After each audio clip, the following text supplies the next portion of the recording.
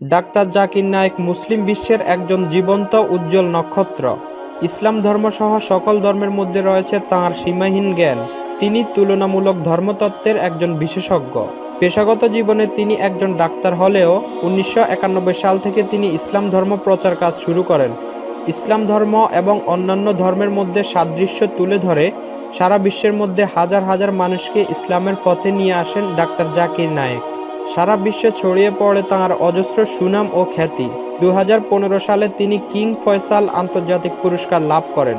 কিন্তু দুঃখের বিষয় হচ্ছে, মুসলমান হয়েও ডাক্তার জাকির নায়েকের বিরোধিতা শুরু করে দিয়েছে বাংলাদেশের আলেম নামের কিছু মূর্খ বক্তারা।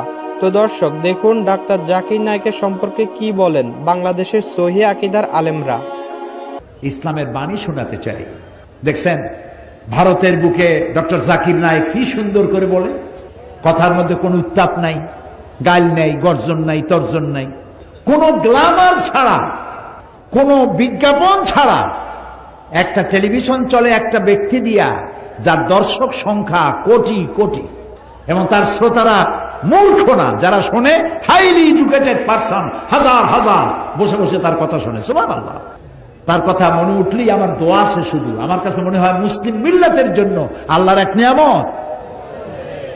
আল্লাহ জাকির নায়েকের হায়াত দারাজ করে দাও, তার স্মৃতি শক্তি আরো বাড়ায় নাও।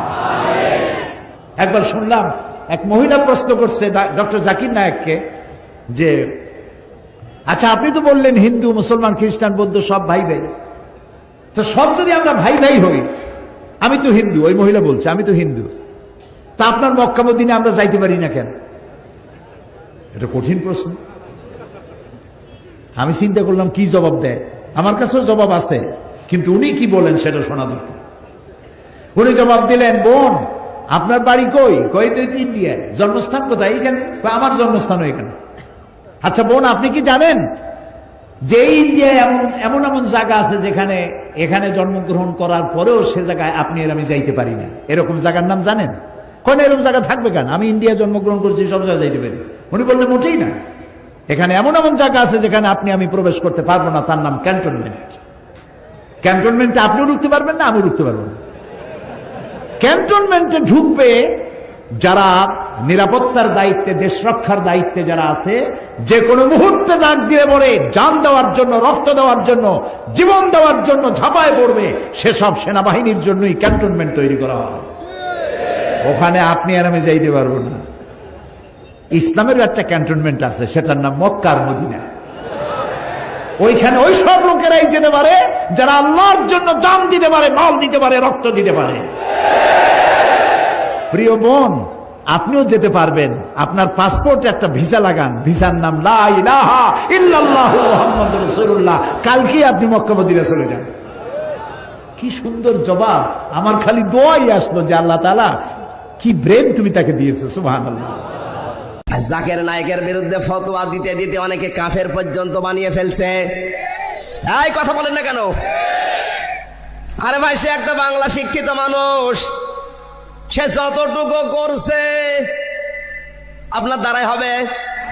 জাকির নায়েকের ভক্ত বাংলাদেশ না, তামাম পৃথিবীর শিক্ষিত মানুষের 80%। আর আপনার কথা কয়জন শোনে বলেন? অনেক আলেম পর্যন্ত এমন বিষাদগার করছে, কোন মানুষ যদি কাফের না হয়, তাকে যদি কেউ কাফের বলে, আপনি যতদিন পর্যন্ত কুফরি না করবেন ততদিন আপনার মরণ হবে না। শার্ট প্যান্ট পরে এই জন্য যদি লোকটা কাফের হয়, বাংলাদেশের রাষ্ট্রপ্রধান যিনি এখন দায়িত্বে আছেন, রাষ্ট্রপতি অ্যাডভোকেট আব্দুল হক, ও কাফের হবে? এই কথা বলছেন না কেন? ও শার্ট প্যান্ট পরে যদি কাফের হয়, বাংলাদেশের 80% মানুষ কাফের। কথাগুলো বোঝার চেষ্টা করেন। সে স্যাটেলাইটের মাধ্যমে বিশ্বে যে কাজটা করছে, আপনি তো তার পায়ের কাছেও যেতে পারবেন না। কোন কারণে ফতোয়া দেন বলেন তো? সে বাংলা শিক্ষিত লোক, সব যে ঠিক করছে আমি তা বলছি না। কোরআন আপনার বাবার না। যেটা আপনি মানতে পারেন না, কোরআন হাদিসের সাথে মেলে না, সেইটা বলেন।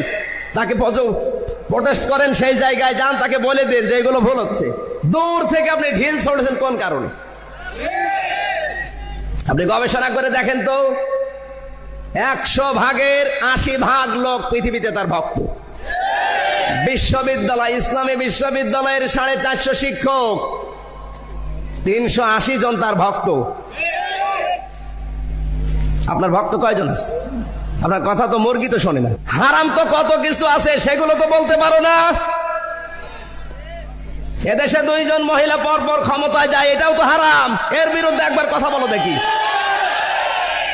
কত হারাম দেশে গড়াগড়ি যাচ্ছে, হারাম কাজে সাপোর্ট করে, আবার একজন মানুষকে হারাম বানিয়ে দিচ্ছে। ও যে 100 ভাগ সঠিক, ঠিক আমি তা বলছি না। ওর কথা যেগুলো কোরআন হাদিসের সাথে মেলে ওগুলো মেনে নেন, যেগুলো মেলে না ও মানার দরকার নেই। বিষদগার করে করে আজ আমাদের কাজ একেবারে 100 ভাগ সফল হচ্ছে তা কিন্তু না। মিডিয়াগুলো হারাম বলে আপনার কি লাভ হচ্ছে? নবীজি যদি প্রযুক্তির ব্যবহার, কাফেরদের তৈরি করা প্রযুক্তি, ওটা লাল কাপড় ওড়ানো, ওটা কাফেরদের তৈরি করা প্রযুক্তি। যারা কোরআন হাদিস পড়তে পারে, ইতিহাস পড়তে পারে, জিজ্ঞাসা করেন, ওই সময়ের নিয়মই ছিল ওইটা। বিপদে পড়লে মানুষ লাল কাপড় উড়িয়ে দিত। ওটা যদি প্রযুক্তি হয় ওই সময়, আর নবী যদি ব্যবহার করে ইসলামের দিকে আহ্বান করতে পারে, এই স্যাটেলাইট মনে করেন কাফেররা বানিয়েছে, এই কম্পিউটার মনে করেন কাফেররা বানিয়েছে। এটা যদি আজ আমি ইসলামের পক্ষে কাজে লাগাতে পারি, মিডিয়ায় স্যাটেলাইটের মাধ্যমে মেয়েদেরকে মাহফিলগুলো, তাফসির মাহফিলগুলো, ওয়াজ মাহফিলগুলো দেখানো হয়, অনেকে বলছে হারাম হারাম হারাম। ফতোয়া দিতে দিতে একেবারে ফেনা তুলে ফেলেছে মুখে। আরে ভাই, হারাম ঠিক আছে মেনে নিলাম, আপনার কথা কিছু সময়ের জন্য মানলাম। আপনাকে আমি বলছি, হজে যারা যায়, পুরুষের চেহারা মেয়েদের জন্য যদি দেখা হারাম হয়, হজে যারা যায় ওদের হারাম হবে না? বলেন। আর এই যে সরাসরি তো না, এটা তো একটা ছায়া। আমি সরে গেলে ছায়ার দেখা যাবে, এটা তো ছবি না। বিষয়গুলো গবেষণা করেন, তারপরে এমনিতে ধরা পড়বে। কারণ আপনার আলোচনায় কোনো সায়েন্স নেই, কোনো বিজ্ঞান নেই, টেকনোলজি নেই, শুধু আছে আখেরাতের ওই জীবনধারা। প্রশ্ন করেছে জাকির নায়েক সম্পর্কে জানতে চাই। তো বছর ধরে উনি আলোচনা করে এখনো জানেন না ওনার সম্পর্কে। কিছু কিছু আলেম ডাক্তার জাকির নায়েককে কাফের এবং ইহুদিদের দালাল বলে। মাশাআল্লাহ, এই কিলাকিলি বাংলাদেশ থেকে যাবে না আর। এগুলো খুব খারাপ অভ্যাস, আরেকজনকে কাফের বলা, মুশরিক বলা। আপনি যদি কাউরে কাফের বলেন, সে যদি কাফের না হয়, আপনি নিজেই কাফের হয়ে যাবেন। ফতুয়া দেয়, তুই কাফের, তুই কাফের, তোর নানা কাফের, তোর পীর সাহেব কাফের। তোর এই কাফের পীর সাহেব মারা গেলে যেখানে কবর দিবে, ওই কবরের উপরে যে ঘাস জন্মাবে, ওই ঘাস যে গরু খাবে, ওই গরুর যে দুধ খাবে, ও কাফের। আছে না এরকম ফতুয়া? জাকির নায়েক হচ্ছে কম্পারেটিভ রিলিজিয়ান, তুলনামূলক ধর্মতত্ত্বের একজন পণ্ডিত ব্যক্তি। তার কথা শুনে অনেক হিন্দু, বৌদ্ধ, খ্রিস্টান, হাজার হাজার অমুসলিমরা কালেমার বাণী শুনতে পেরেছে, আলোর দিশা পেয়েছে, ঠিক কিনা? হাজার হাজার লোককে মুসলমান বানাইছে উনি। আপনি বানাইছেন কয়জন রে? যে উনারে কাফের ফতুয়া দিল, উনার হাতে শাহাদা বাক্য পাঠ করেছে কয়জন? আর জাকির নায়েকের হাতে হাত রেখে হাজার হাজার লোক কালিমা পড়েছে। অনেক বিষয় আছে যেগুলো অনেকে এইভাবে উপস্থাপন করতে পারে নাই। সমসাময়িক বিষয়, কম্পারেটিভ বিষয়, আধুনিক বিষয়, এগুলো উনি কোরআন এবং বিজ্ঞানের আলোকে মানুষের কাছে বুঝিয়েছে। অস্ট্রেলিয়াতে যে, ইংল্যান্ডে যে, আমেরিকাতে যে আপনি কথা বলতে পারবেন, দাওয়াতি কাজ পৌঁছাতে পারবেন, উনি পারছে। যেটা আমরা পারি না, এটা উনি পারছে, এই জন্য সহ্য হয় নাই আমাদের। এই দেশের জাতীয় খেলার নাম কি জানেন? হাডুডু। টাইনে আপনারা নিচে নিয়ে আসবে। এই দেশে কেউ আগাইতে চাইলে আরে উঠতে দেওয়া যায় না, কেউ উঠতে চাইলে ওরা টাইনে নামায়। কারণ জাতীয় খেলা হাডুডু। হাডুডুর নিয়ম হচ্ছে একজন সামনে যাবে আর সবাই ওর ঠ্যাং ধরে টানবে। কথা বলেন। এই জন্য এগুলো বাদ দেন। ইসলামের মধ্যে, মুসলমানদের ভ্রাতৃত্বের মধ্যে ফাটল তৈরি না করে ঐক্য প্রতিষ্ঠা করেন। জাকির নায়েকের সব কথাই যে আপনারে মানতে হবে, এটা তো উনিও বলে নাই।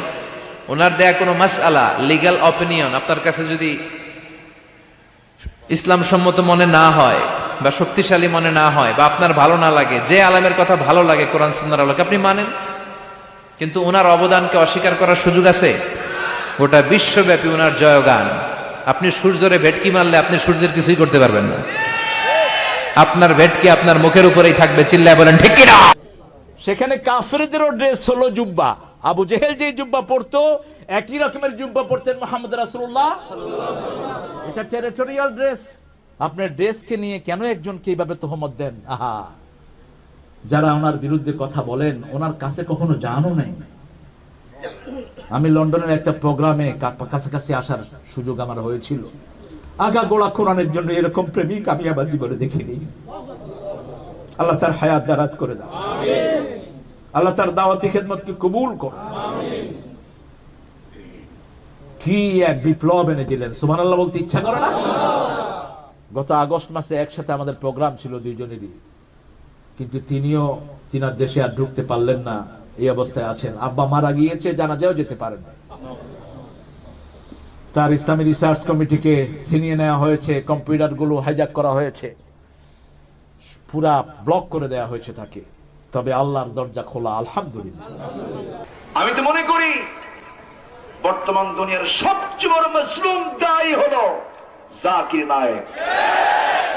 ডক্টর আব্দুল করিম জাকির নায়েক ভারতীয় বংশোদ্ভূত একজন মুসলমান। ভুল থাকতেই পারে, মানুষ মানি ভুল, মানুষ মানি ভুলে যাওয়া। নাচ শব্দের অর্থ খুঁজে নেন, ভুলে যাওয়া। তার ভুল থাকতেই পারে।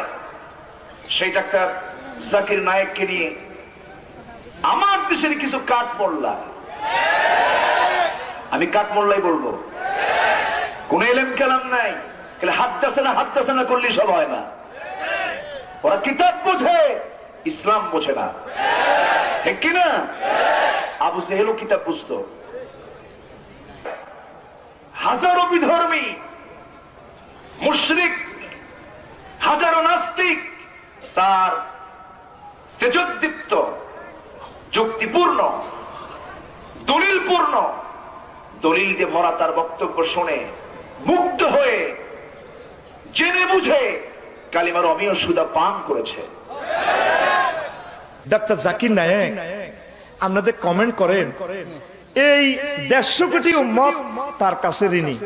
বলে রবি তুমি তো দালালি না শুরু করলে, তুমি এটা কিতা কয় একজন, সে তো খারাপ লোক, নাউজুবিল্লাহ। সে যেভাবে ইসলামের দাওয়াত গুলা দিছে বিধর্মীদেরকে তাদের গ্রন্থগুলা মুখস্থ করে, আয় রবিকে হাইতাম না হারিয়ম নেই। সুদেশী সাহেব কাবা শরীফের ইমাম, ওনার লগে ফ্লোরে বই যায়। সে একটা আল্লাহর আয়াত। ও বন্ধু, তুই যে তার ইহুদি দালাল কস, গালিগালাজ করস, একদিন তুই কানবি। আয় রবি গাজ্জা কইলাম, তুই এ কথা সেভ কর। কবরে তুই কানবি তোর বন্ধুর বিরুদ্ধে, তোর প্রিয় বন্ধুর বিরুদ্ধে তুই কথা কইছ, ঠিক না? তার একদিনের বক্তৃতা শ্রী রবি